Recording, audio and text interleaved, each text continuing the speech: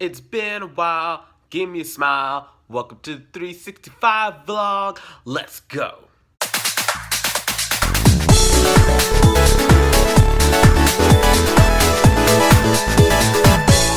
So hello people, today is May 11, 2016, day 132 of the 365 vlog, and I want to give you a hug. Alright, so in the news today, towards the end of the night and shit, I saw someone on the news that I familiarly recognized. That's really not a word.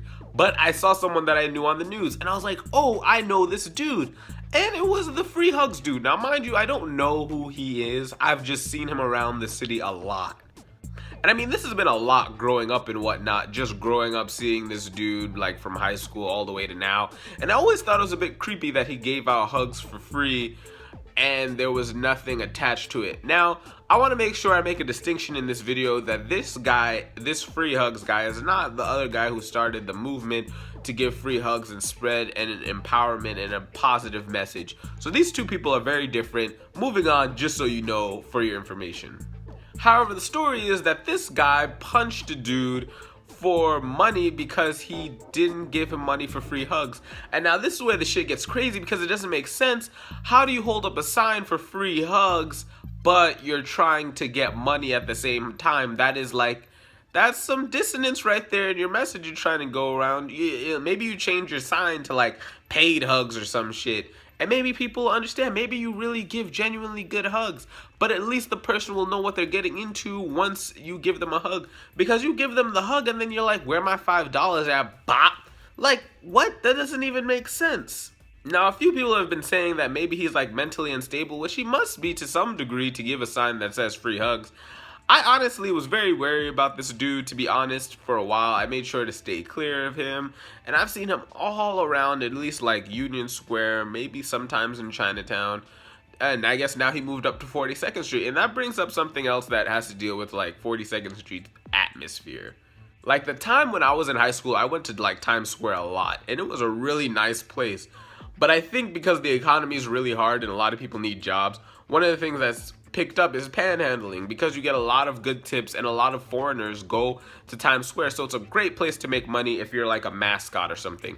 And that's cool, but a lot of these people who are these mascots, I know they have to make a living, but they're very aggressive at times, and the environment of 42nd Street overall changes because of the influx of them, or rather the outpouring of them. There's way too many of them in one space. Now, this isn't just to say they are at fault. There are a lot of people in the area who make the place weird. It's almost like if you're on the internet and there's a bunch of pop-ups that come up to you because people need money for something and they want you to click it or listen or donate or something.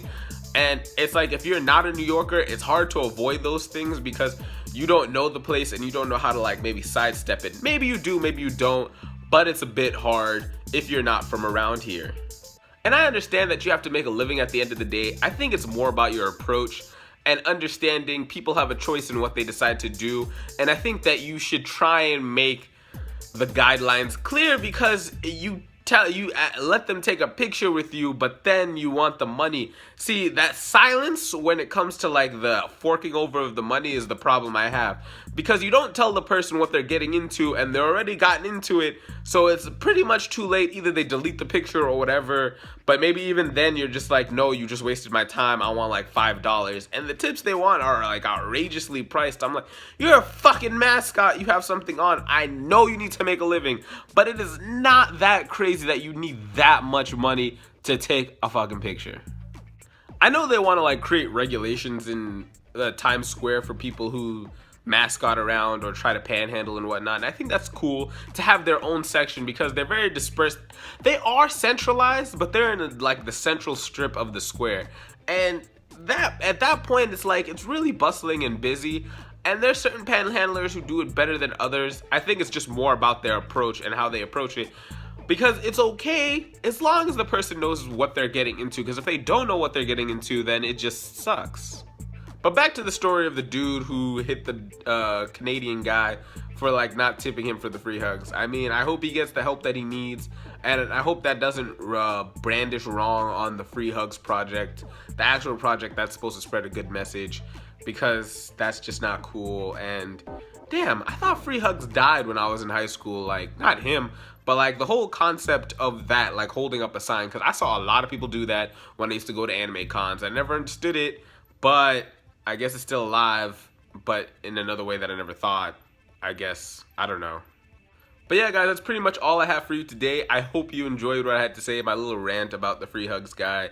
It was something that was very interesting because anytime I see someone on the news and I have an idea of your face, this happened twice in my life, and I'm like, holy shit, I know you, kinda. And it's kind of cool because you're like low-key not famous, but you're on the news.